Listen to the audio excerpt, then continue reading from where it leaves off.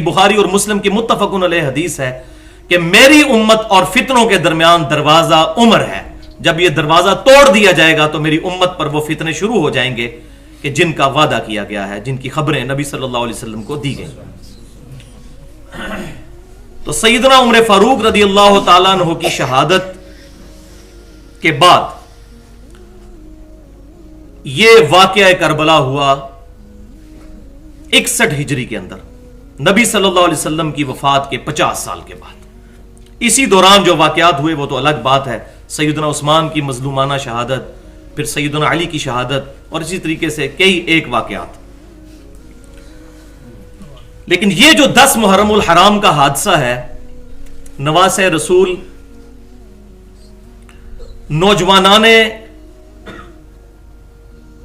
जन्नत के सरदार सैयदुना व मौलाना व महबूबिना हुसैन इब्न अली रदी अल्लाह ताला अन्हुमा की शहादत, ये बहुत बड़ा सान्या है, क्योंकि इसने उम्मत को 2 टुकड़े कर दिया। और जुल्म की बात यह है कि यह हादसा मुसलमानों के हाथों रोनुमा हुआ। सैयदना उमर को तो शहीद करने वाला एक मजूसी काफिर था, अबू लोलो फिरोज, लेकिन सैयदना हुसैन रदी अल्लाह ताला अन्हु मुसलमानों के हाथों शहीद हुए। और आज इंशाअल्लाह ताला इसी अजीम साने के कॉन्टेक्स्ट में मेरी एक्सक्लूसिव गुफ्तगू होगी मुहर्रमुल हराम और करबला और सैयदना हुसैन रदी अल्लाह ताला अन्हु के फजाइल कुरान और सहीहुल अस्नाद अहदीस की रोशनी में। आज की गुफ्तगू 2 बड़े हिस्सों पर मुश्तमिल है। उसमें पोर्शन नंबर 1 में इंशाअल्लाह हम मुहर्रमुल हराम की हुर्मत और वाकया करबला के कॉन्टेक्स्ट में 5 बड़े पॉइंट्स डिस्कस करेंगे। और इंशाअल्लाह आज की गुफ्तगू में ये 5 पॉइंट्स ही डिस्कस होंगे। फिर अगले हफ्ते इंशाअल्लाह पोर्शन नंबर 2 एड्रेस होगा कुरान और सुन्नत की रोशनी में शहीद करबला नवासे रसूल सल्लल्लाहु अलैहि वसल्लम सैयदुना हुसैन इब्न अली रदी अल्लाह ताला अन्हुमा के फजाइल कुरान और सुन्नत की रोशनी में, जो कि हम नौजवानों के सरदार हैं इंशाअल्लाह जन्नत में। जिसको भी जन्नत में जाने की ख्वाहिश है उसके वो इंशाअल्लाह सरदार है। तो गुफ्तगू का रिदम बरकरार रखने के लिए और टाइम को बचाने के लिए सिर्फ क्रिटिकल जो अहादीस होंगी मैं उनके इंटरनेशनल नंबर भी बताऊंगा, बाकियों के सिर्फ हवाले दूंगा। और अगर किसी हदीस का हवाला चाहिए हो तो दर्स के एंड पर ले सकते हैं, या यूट्यूब पे जो वीडियो है उस पर भी कमेंट्स किए जाएं तो मैं इंशाल्लाह जवाब देता हूं। और जो मेरा ईमेल एड्रेस है mirza_95@yahoo.com, उस पर भी हवाला लिया जा सकता है। तो अल्लाह का नाम लेकर पोर्शन नंबर 1 की तरफ आते हैं, जो 5 अहम पॉइंट्स पर मुश्तमिल है। और ये 5 की निस्बत जो है वो पंजतन पाक की निस्बत। पंजतन पाक यानी 5 हस्तियां जो पाक हैं शिर्क से और बुरे अकायद और नजरियात से।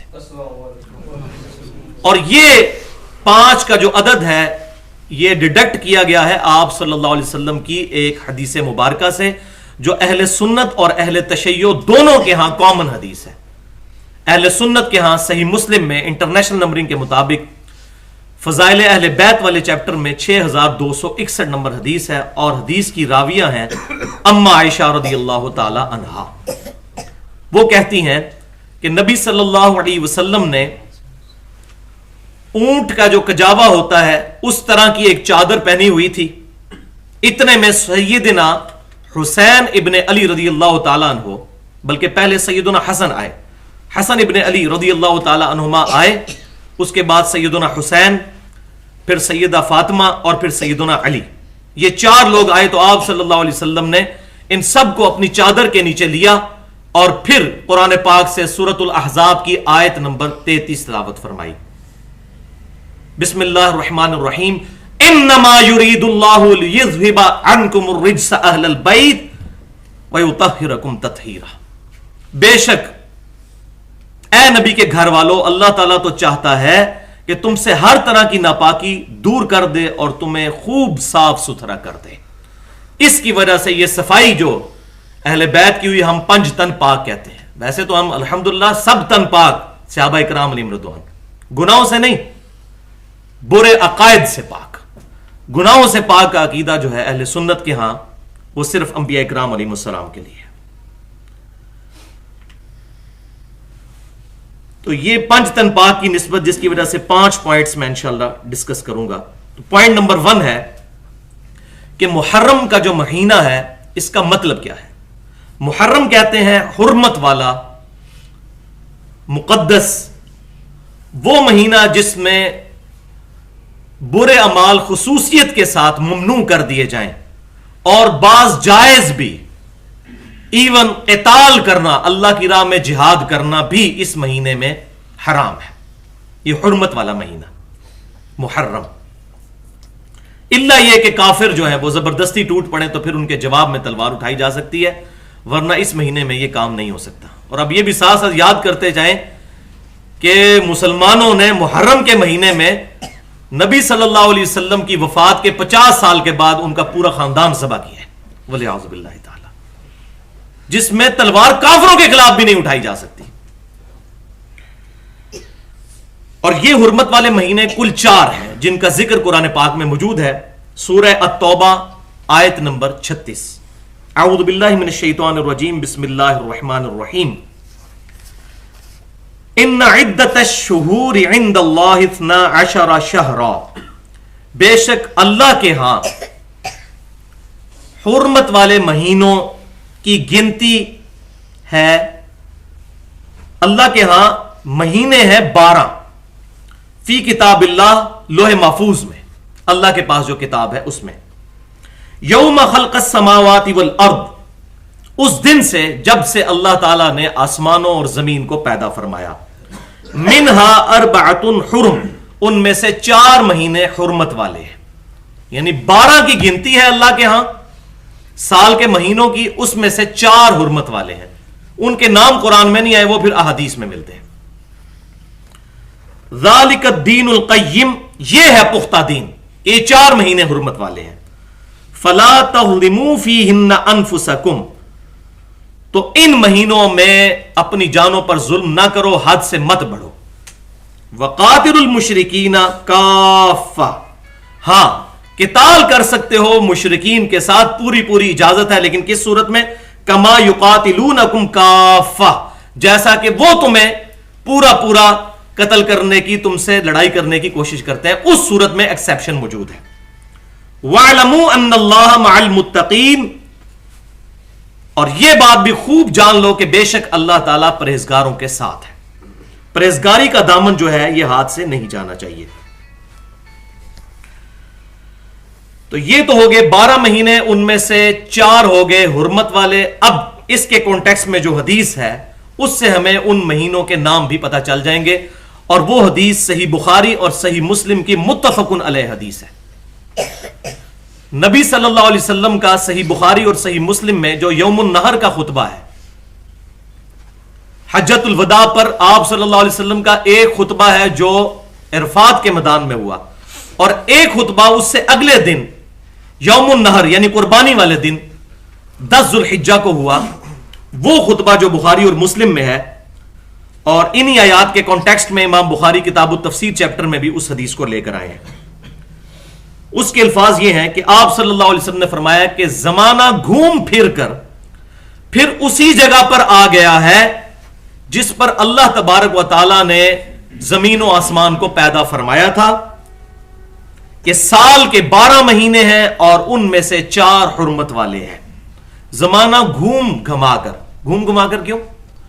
مشرکین نے جب اپنے دشمنوں سے لڑنا ہوتا تھا تو ان کے ہاں بھی یہ 4 مہینے حرمت والے تھے، لیکن وہ شریعت میں تبدیلی کر دیتے تھے جو ٹوٹی پھوٹی ابراہیم علیہ السلام کی شریعت وہاں پر چل رہی تھی.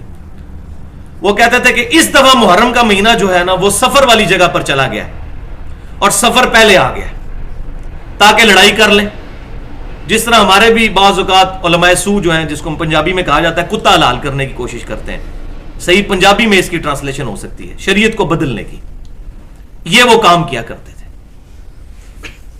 تو اللہ تعالیٰ نے بھی فرمایا اس آیت میں ذالک الدین القیم، کہ یہی پختہ راستہ ہے جو بتا دیا گیا، اس میں تبدیلی نہ کرو. اور نبی صلی اللہ علیہ وسلم کی بعثت کی برکت سے اللہ تعالیٰ نے وہ جتنے بھی ایرر کنٹینیوسلی ہوتے رہے کہ ہر سال وہ تبدیل کر دیتے تھے، کرتے کرتے جس دن آپ صلی اللہ علیہ وسلم نے یوم النہر کا خطبہ دیا تو آپ صلی اللہ علیہ وسلم نے فرمایا کہ اب بائی چانس ہی وہ ساری کی ساری چیزیں اتنی زیادہ دفعہ تبدیل ہوئی ہیں کہ اپنی اصلی جگہ پر آ گئی ہیں، اب کوئی اس کو تبدیل نہ کرے.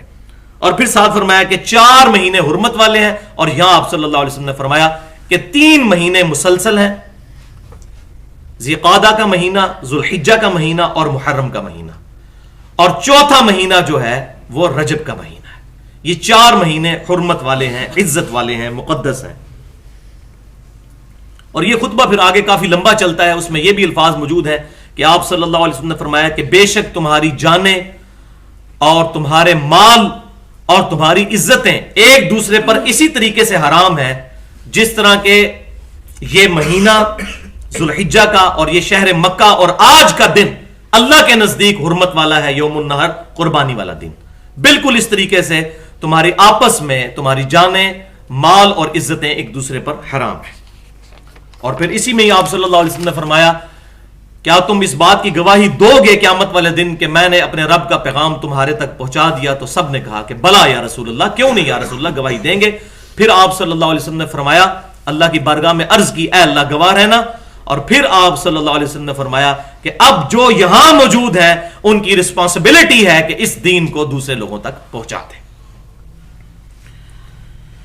بھائیو، اہل سنت کہلوانے والے تینوں گروہ، بریلوی، دیوبندی اور سلفی یعنی اہل حدیث اور اہل تشیع بھی، ان کا اس بات پر اجماع ہے کہ سیدنا عمر فاروق رضی اللہ تعالیٰ عنہ کے مبارک دور میں سیدنا علی رضی اللہ تعالیٰ عنہ کے مشورے سے یہ بات طے پائی کہ اسلامی سال ہجرت سے شروع ہوگا. آپ صلی اللہ علیہ وسلم نے جو ہجرت فرمائی، اور اسلامی مہینہ جو ہے یہ سجسٹ کیا گیا سیدنا عثمان غنی رضی اللہ تعالیٰ عنہ کی طرف سے کہ محرم کا مہینہ، اسلامی مہینہ جو ہے اس سے سٹارٹ کیا جائے اسلامی سال کو. اور یہ جو محرم کا مہینہ یہ کس لیے کہ یہ اللہ کا مہینہ ہے. اور وہی اگلا پوائنٹ ہے، پوائنٹ نمبر 2.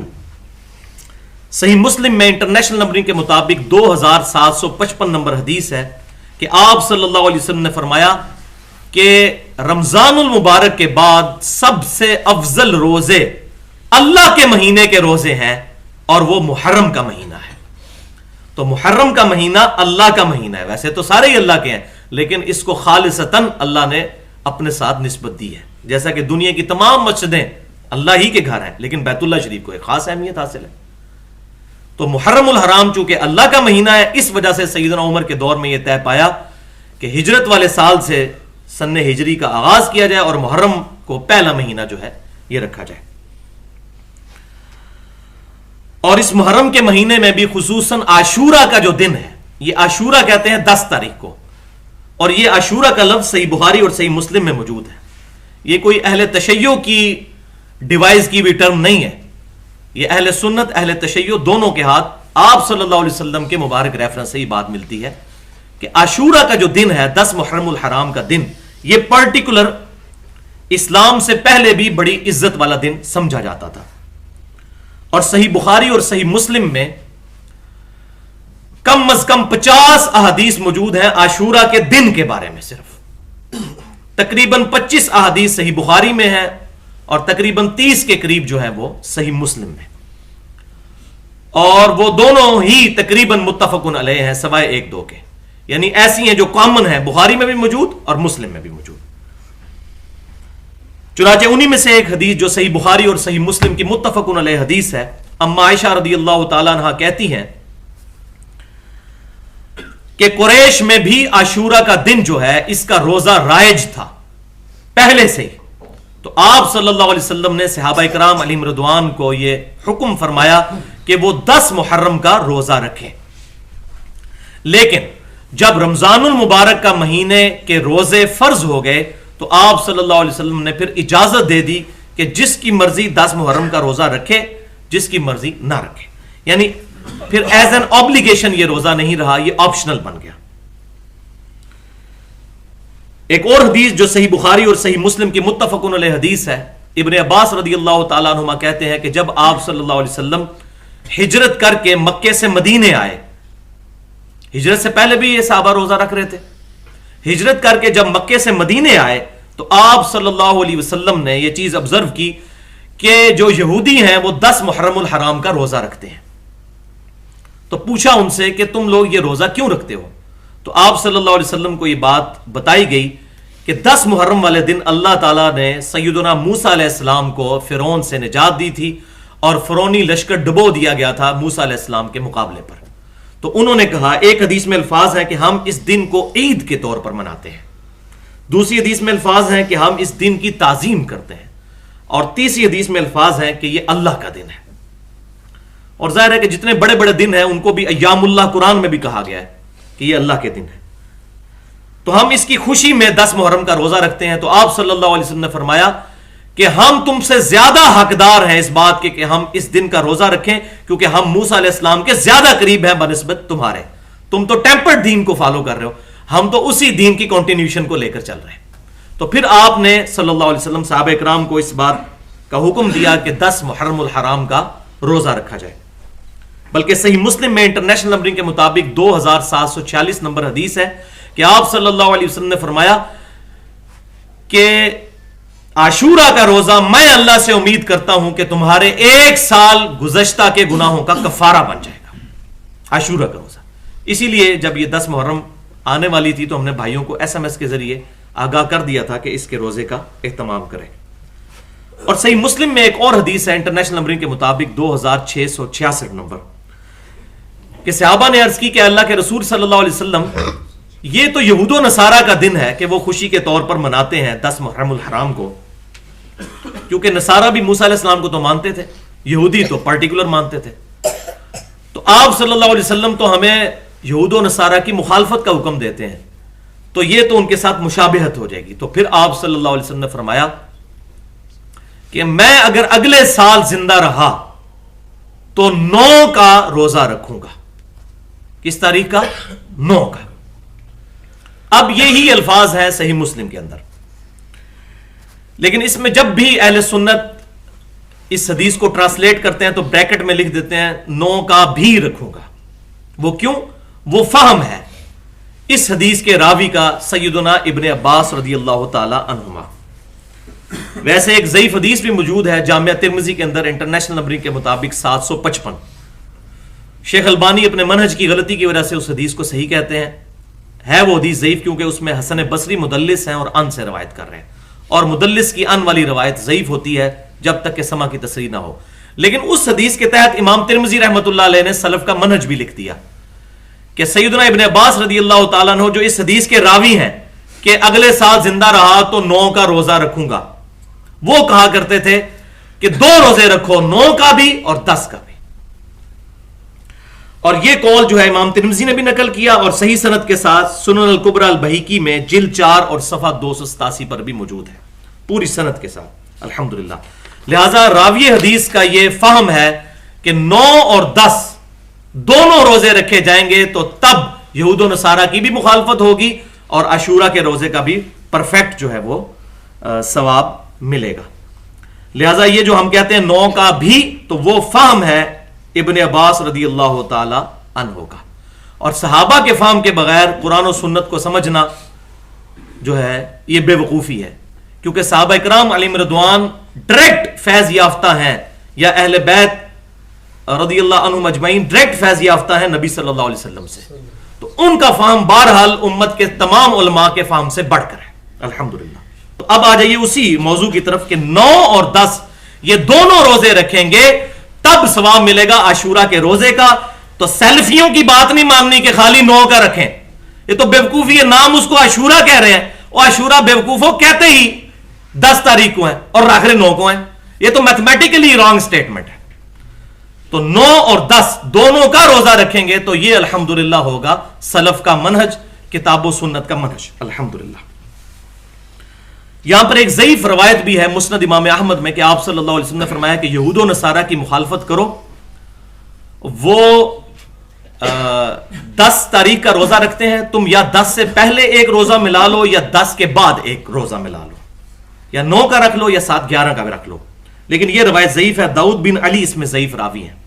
لیکن یہاں سے اجتہاداً ایک مسئلہ ثابت ہوتا ہے کہ اگر کوئی شخص کسی وجہ سے مجبوری کی وجہ سے 9 کا روزہ ساتھ نہیں رکھ سکا تو 10 محرم الحرام کا روزہ رکھنے کے بعد وہ 11 کو ایڈ کر لے تاکہ مخالفت ہو جائے.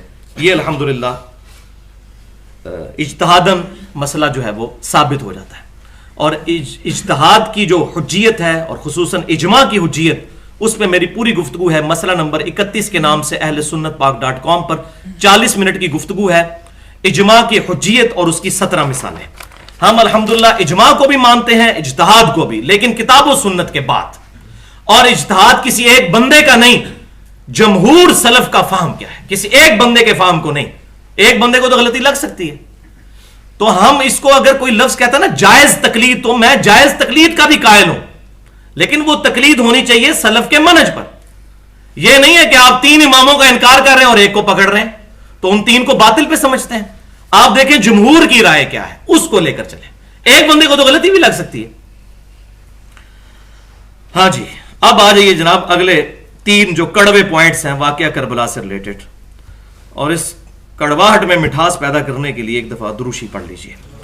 اللہم صلی علی محمد وعلی آل محمد کما صلیت علی ابراہیم وعلی آل ابراہیم انک حمید مجید. اللہم بارک علی محمد وعلی آل محمد کما بارکت علی ابراہیم وعلی آل ابراہیم انک حمید مجید.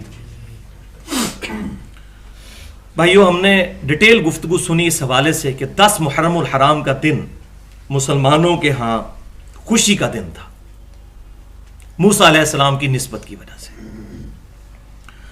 لیکن امت محمدیہ صلی اللہ علیہ وسلم پر اس دن اتنی بڑی افتاد پڑی کہ پریکٹیکلی، شریعت کی ٹرم میں نہیں میں کہتا، پریکٹیکلی یہ اس امت کے لیے سب سے بڑے غم کے دنوں میں سے ایک غم کا دن بن گیا. 10 محرم الحرام کا دن. اور وہ کیوں؟ امام کائنات سید الاولین والآخرین شفیع المذنبین رحمت للعالمین سیدنا و مولانا امام اعظم محمد الرسول اللہ صلی اللہ علیہ وآلہ وسلم کے نواسا اور نوجوانان جنت کے سردار سیدنا حسین ابن علی رضی اللہ تعالی عنہما کی مظلومانہ شہادت مسلمانوں کے ہاتھوں 61 ہجری میں، جبکہ نبی صلی اللہ علیہ وسلم کو دنیا سے تشریف لے گئے جسٹ 50 سال گزرے تھے. 10 محرم الحرام کے دن ہوئی کربلا کے میدان میں، پیاسا فرات کے کنارے.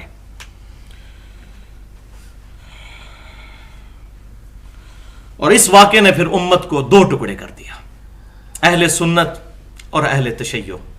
اور پھر اہل تشیع میں بھی ایگزیجریشن ہوتی چلی گئی، اور اب تو پریکٹیکلی رافضی بن چکے ہیں. حالانکہ بھائیو، امام کائنات صلی اللہ علیہ وسلم نے بڑی سختی کے ساتھ اس بارے میں اپنی امت کو آگاہ پہلے ہی کر دیا تھا. غدیر خم کی حدیث میں، جو اہل سنت اور اہل تشیع کے ہاں کامن حدیث ہے، جو ہمارے منہج پہ بھی لکھی ہوئی ہے.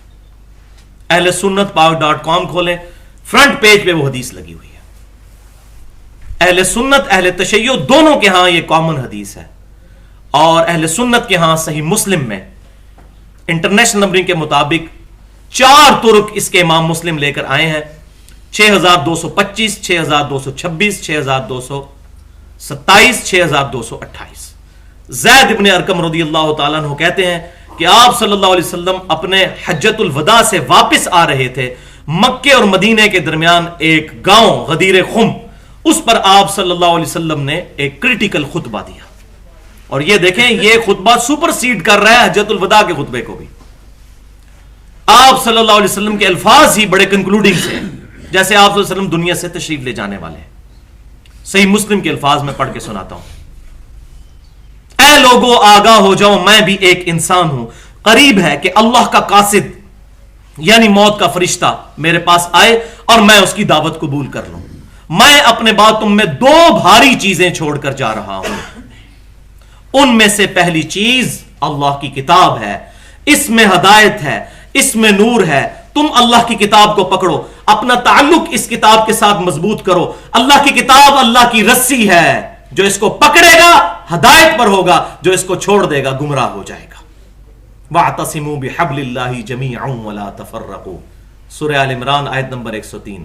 اللہ کی رسی کو مضبوطی سے پکڑ لو اور فرقہ واریت میں مت بٹو. یہ مسلمانوں کو خطاب ہے، کافروں کو نہیں. فرقے بنیں گے، یہ حضور صلی اللہ علیہ وسلم نے بشارت دی تھی، پروفیسی تھی آپ کی غیبی خبر کہ بچ جانا، یہ کام ہوں گے، یہ کام نہ کرنا. یہ اس لیے نہیں تھا کہ تم فرقے بنانا، ورنہ تو صحیح مسلم میں ہے کہ قرب قیامت میں عورتیں ایسا لباس پہنیں گی کہ ننگی نظر آئیں گی. تو کیا اس کا مطلب یہ ہے کہ ہم عورتوں کو ننگا لباس بنانا شروع کر دیں؟ یہ تو خبر تھی. اسی طرح آپ صلی اللہ علیہ وسلم نے فرمایا میری امت 73 فرقوں میں بٹ جائے گی، منع کیا. اور بھائیو یہ کیسے ہو سکتا ہے قرآن کہہ رہا ہو کہ فرقہ واریت میں مت پڑو اور حضور کہیں کہ تم فرقے بناؤ؟ بالکل غلط انٹرپریٹیشن مولویوں نے اپنی روٹی چلانے کے لیے کی ہے.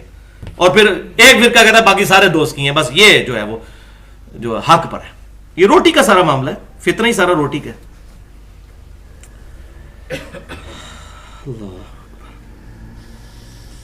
تو محرم الحرام کی حرمت کو پامال کرتے ہوئے نواسہ رسول صلی اللہ علیہ وسلم کو شہید کیا گیا.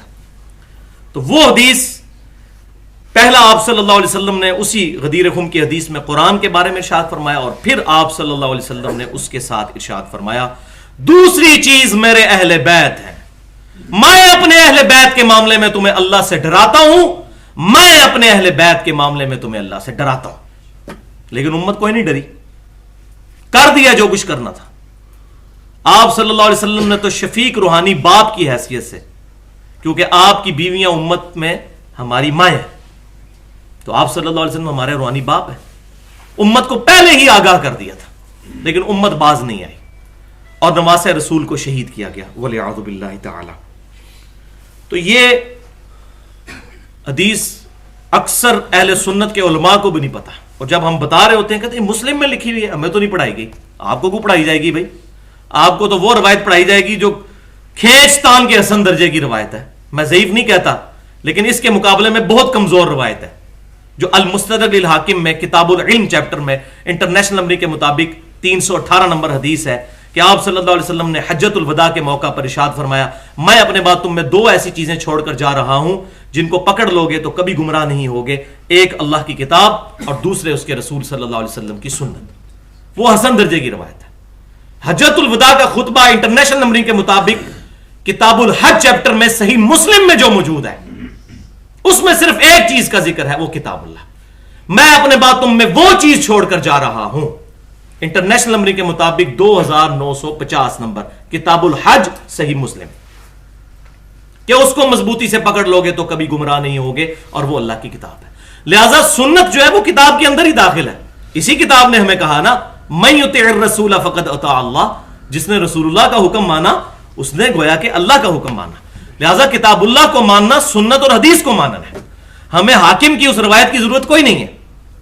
لیکن دیکھیں اس روایت کی وجہ سے کیا گیا، قرآن اور اہل بیت کہا دو بھاری چیزیں چھوڑ کر جا رہا ہوں، اور وہاں بھی کہا کتاب اللہ کو پکڑنا ہے، اہل بیت کا احترام کرنا ہے.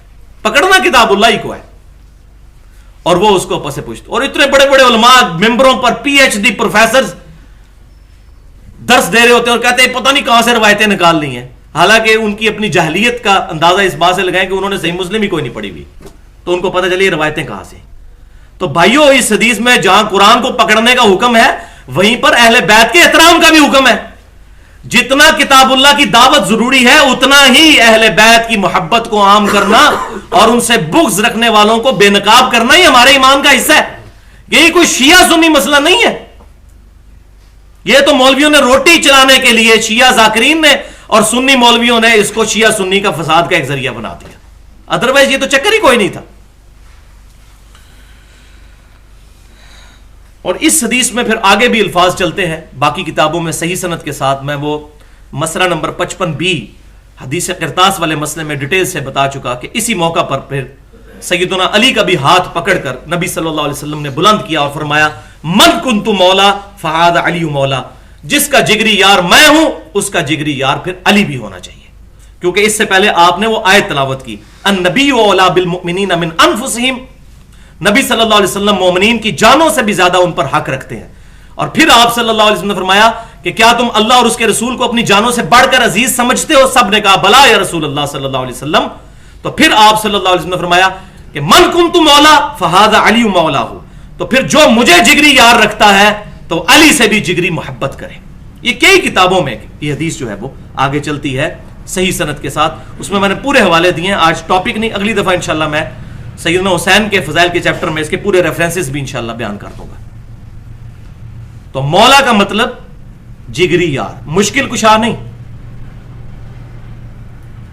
غائب میں مدد مانگنا, دعا کے لیے پکارنا, یہ خالصتاً اللہ کے ساتھ خاص ہے. ایاک نعبد و ایاک نستعین, اے اللہ ہم صرف تیری عبادت کرتے ہیں اور غائب میں مدد کے لیے صرف تجھی کو پکارتے ہیں. یہ بھائیوں جھگڑا ہی نہیں ہے کہ سیدنا علی کو اختیار ہے یا نہیں, شیخ عبد القادر جیلانی کو اختیار ہے یا نہیں. ان کو اختیار دیا بھی ہو اللہ نے, تب بھی اللہ کے علاوہ کسی بھی اور ہستی سے دعا کرنا عبادت کی ایک شکل ہے, اور اللہ کے علاوہ کسی کی عبادت کرنا خالصتاً شرک اور ناقابل معافی گناہ ہے. اسی لیے کہا گیا ایاک نعبد, اے اللہ ہم صرف تیری عبادت کرتے ہیں, و ایاک نستعین, اور عبادت کی اعلیٰ ترین شکل یعنی غائب میں مدد کے لیے پکارنا صرف تجھی کو پکارتے ہیں. اس پہ میری ڈیٹیل کے ساتھ گفتگو ہے اہل سنت پاک .com پر, 1.25 گھنٹے کی, مسئلہ نمبر 3 کے نام سے دعا صرف اللہ ہی سے, اور ریسرچ پیپر بھی ہے 8 صفات پر اہل سنت پاک .com پر, ریسرچ پیپر نمبر 3 دعا صرف اللہ ہی سے. اور پھر اسی کی ایکسٹینشن کے طور پر میں نے 1.5 گھنٹے کی گفتگو کی ہے مسئلہ نمبر 43 کے نام سے توسل اور وسیلہ کے صحیح احکام و مسائل, کہ کون سا توسل اور کون سا وسیلہ جائز ہے اور کون سا ناجائز ہے. اس میں نے ڈیٹیل کے ساتھ الحمدللہ یہ چیزیں ریزالو کی ہیں, اور الحمدللہ اس کی وجہ سے کئی لوگوں نے حق بات قبول کی ہے الحمدللہ. جو مولویوں نے جن کا دماغ خراب کر دیا ہے اور بات سننے نہیں دیتے, ان کا معاملہ الگ ہے. باقی جن لوگوں کی قسمت میں ہدایت ہے انشاءاللہ ان کو اللہ تعالیٰ خود حق بات تک پہنچا دیتا ہے. اب بھائیو یہاں پر اسی پوائنٹ کے کانٹیکسٹ میں ایک بات یاد رکھیے کہ یزید کوئی آسمان سے نازل ہو کر آ کر تو تخت پہ نہیں بیٹھ گیا. یہ بہت بڑا دھوکہ دیا جا رہا ہے ٹی وی کے اوپر بھی کہ پتہ نہیں یزید کوئی اوپر سے نازل ہو کے تو آ کے بیٹھ گیا تھا کسی تخت پہ. اور اس کی وجہ کیا ہے؟ اگر اس کو ایکسپلور کریں گے تو پھر اور لوگوں کے نام بھی آئیں گے اور پھر اپنا فرقے کا نقصان ہوگا. تو یزید کوئی تخت پہ اللہ تعالیٰ نے نہیں اس کو اوپر سے پکڑ کے بٹھا دیا. ایک پورا سسٹم تھا جو نبی صلی اللہ علیہ وسلم کی وفات کے تقریباً 20 سے 30 سال کے دوران ایک گریجولی ڈیویشن آنا شروع ہوئی, جس کا اینڈ رزلٹ یہ بنا کہ 60 ہجری میں یزید تخت پر آیا. وہ تو نمائندہ بن کے آیا اس بگڑے ہوئے سسٹم کا. اب مجھے بتائیں دجال ڈائریکٹ آئے گا؟ ایک پورا دجالی سسٹم ہوگا جو دجال کو ویلکم کہے گا کہ آئیے جی آپ ہی ہمارے لیڈر ہیں, ورنہ اکیلا دجال آگے کیا کرے گا. اسی طریقے سے یزید جب حکمران بنا تو ایک پورا سسٹم ہے پیچھے, پوری ایک سمجھے کہ 30 سال کی 25 سے 30 سال کی ایک ڈیویشن ہے, جب جا کے 60 ہجری کے اندر اس بدماش نے حکومت سنبھال لی. تو میرے ناقص علم کے مطابق واقعہ کربلا کے اسباب کے کانٹیکسٹ میں اس امت تک جس بندے نے ٹروتھ ریویلڈ کیا ہے, سچائی کھول کر اریاں کر کے ننگی کر کے بتائی ہے, ایک عام فہم بندے تک, امت پوری پہ احسان ہے اس بندے کا. 1400 سال میں اس طرح کی محنت کی یونیک مثال کسی اور کی نہیں ملتی, اور وہ ہے مولانا مودودی رحمت اللہ علیہ, المتوفا 1979 عیسوی. اللہ تعالیٰ بحیثیت انسان ان سے جو غلطیاں ہوئی وہ معاف کرے, لیکن الحمدللہ اس حوالے سے جو ان کی خدمت ہے, وہ ایک منصف مزاج بندہ جب ان کی اس خدمت کو پڑھتا ہے تو ان کی تعریف کیے بغیر نہیں رہ سکتا. اور وہ ان کی کتاب ہے خلافت اور ملوکیت. میں اس کو کہتا ہوں یہ علمی ایٹم بم ہے,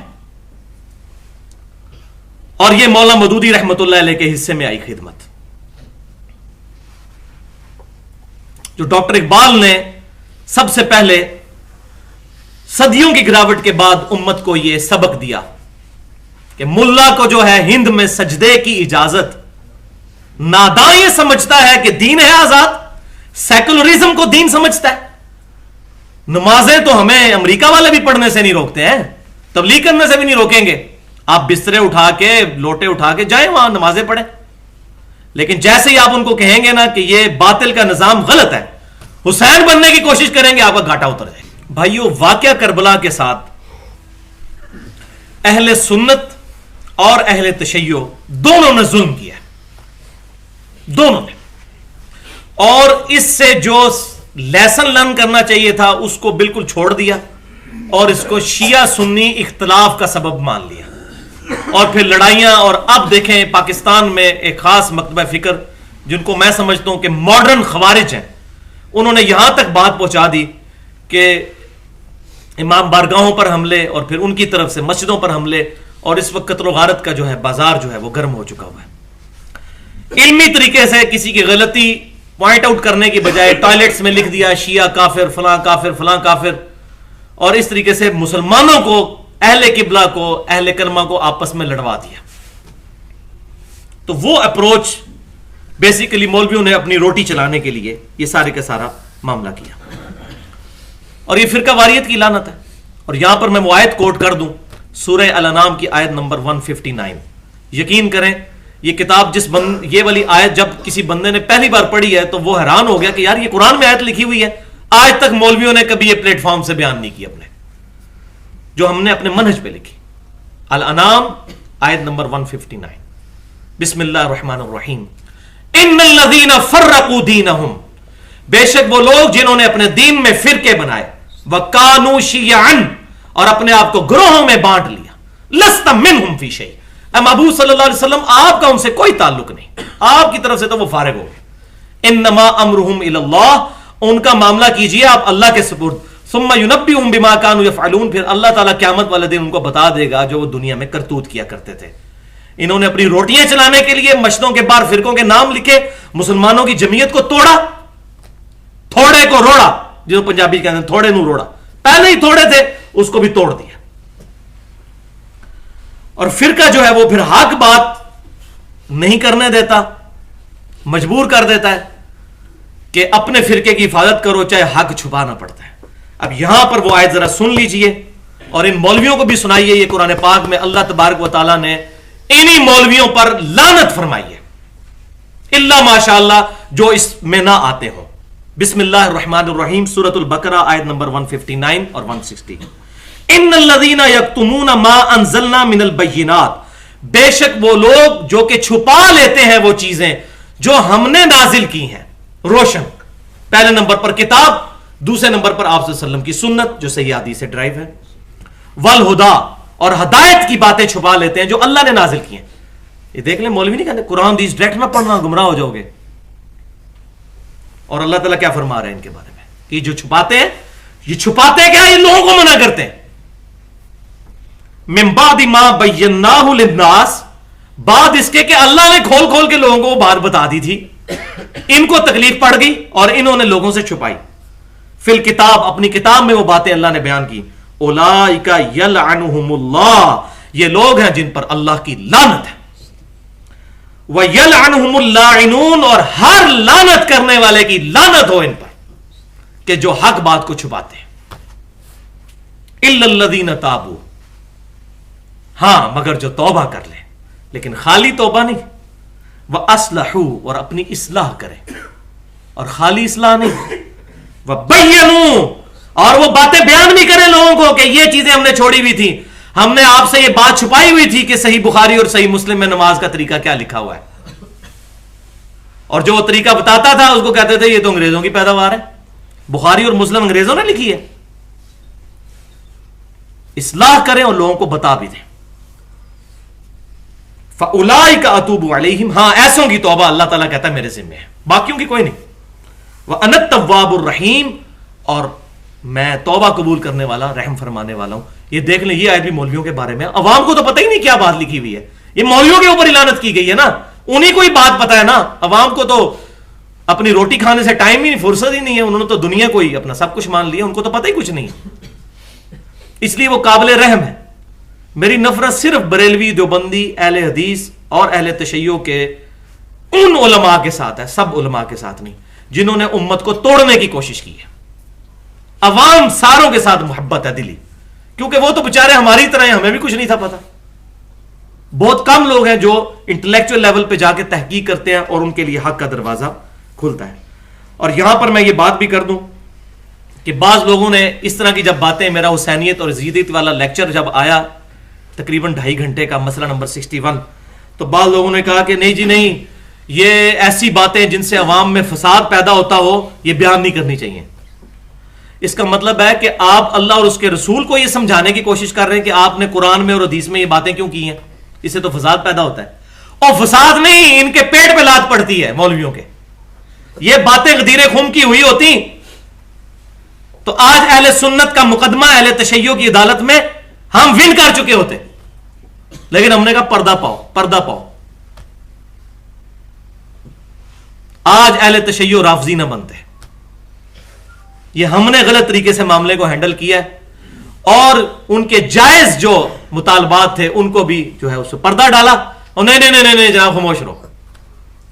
تو بچایا تو حضرت معاویہ, مغیرہ ابن شعبہ اور عمر بن عاص کو رضی اللہ تعالی عنہم اجمعین. میں تو احترام سے ان کا نام لوں گا صحابیت کی وجہ سے, باقی میں ان کو کوئی پیغمبر نہیں مانتا, غلطیاں ان سے ہوئی, اللہ ان کو معاف کرے, ہم کیوں ان پہ لان تان کریں. ان کو بچانے کی خاطر ابو بکر عمر کی داڑیاں بھی پٹوا لی ساری. تو بھائیو یہ جو ہے ایک روایت کا سہارا لیتے ہیں, وہ روایت میں آپ کو بتا دیتا ہوں. وہ روایت جو ہے حلال بن اصاف تابعی رحمت اللہ علیہ کا قول ہے, ایک تابعی کا قول ہے. ویسے کہتے ہیں مرفوع حدیث لے کے آئے, اس سے ابھی بھی نہیں, تابعی کا قول ہے. اور یہ کتاب کون سی ہے؟ کتاب جمل من انصاب الاشرف, کہ جو اشرف نسب والے لوگ ہیں ان کا بیان اس میں انہوں نے اکٹھا کیا ہے. اعلی خاندان کے جو لوگ, ان میں حضرت حسین کو بھی انہوں نے شامل کیا. اور یہ امام بلازری رحمت اللہ علیہ المتوفا 279 ہجری, پہلے 300 سال کے مسلمان محدثین میں سے ایک ہیں. انہوں نے اپنی کتاب میں جلد 3 صفحہ 1349 پہ یہ روایت نقل کی ہے. وہ روایت یہ ہے, اور یہ روایت جو ہے اسی کا سہارا لے کر پھر فیض عالم صدیقی جو ہماری اکیڈمی کے بالکل پیچھے ہی کر کے ایک مسجد اہل حدیث کی, جو اہل حدیث بنا رہا اتنا عرصہ, اور یہاں پہ حضرت علی کے خلاف خطبے دیتا تھا اور سیدنا حسین کے خلاف پھر جو ہے وہ قتل ہو گیا, ظاہر اپنے انجام کو پہنچ گیا. تو وہ بھی یہ بیان کرتا تھا, اور وہ پکا مرید تھا اس کا محمود احمد عباسی کا, جو منکرین حدیث, جو امام بخاری کو کھوتا کہا کرتا تھا, معاذ اللہ, امام بخاری کو گدھا کہا کرتا تھا, اس کا یہ شاگرد تھا. اور وہ بڑے نقشے بھی بنائے ہوئے ہیں, جی دیکھیں جی کربلا اس طرف ہے, وہ تو شام کی طرف جا رہے تھے, وہ تو کوفہ تو اس طرف ہے, وہ تو اس طرف جا ہی نہیں رہے تھے, اور اس طریقے سے دھوکہ دینے کی, مس کرنے کی وہ فکر حسین کو کوشش کرتے ہیں. تو میں انشاءاللہ ان کا پول کھولتا ہوں. وہ روایت حلال بن اصاف رحمۃ اللہ علیہ کی جو روایت ہے وہ یہ ہے کہ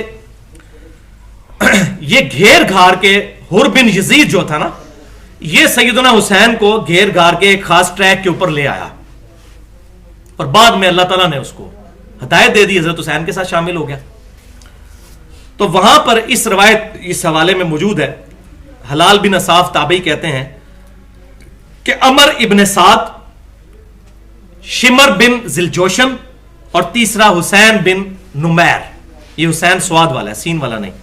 یہ 3 بندے جو ہیں انہوں نے حضرت حسین کو گھیرا.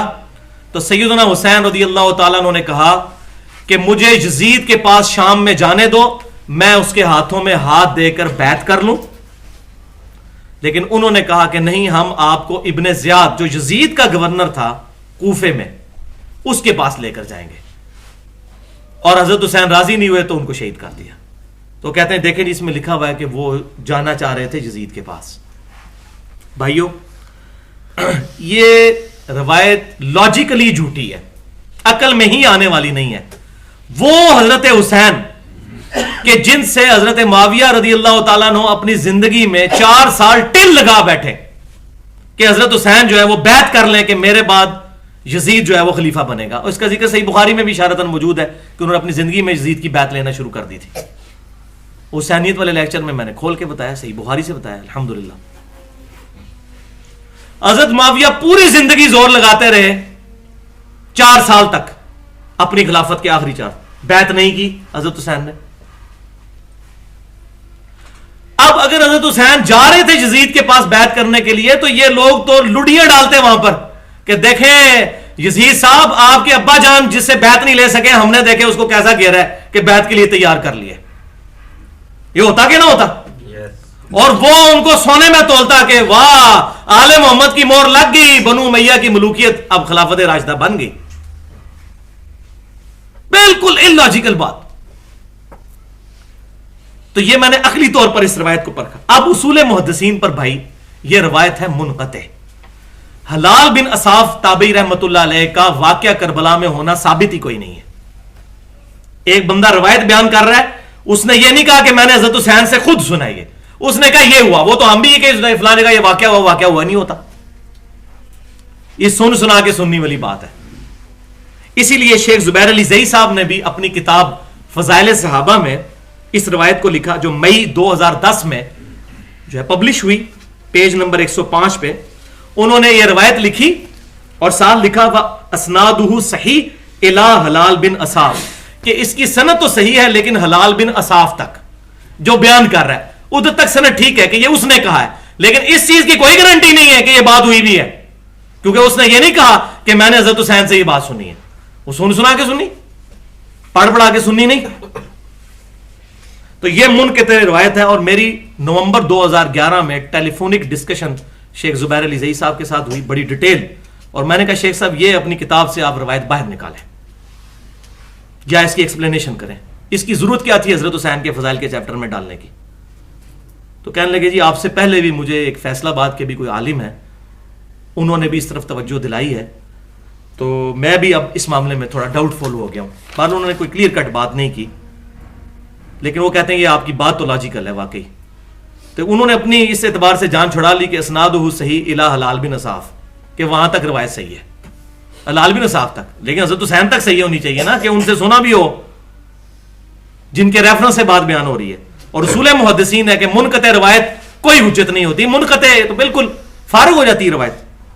یہ تو تھا بھائیو علمی جواب.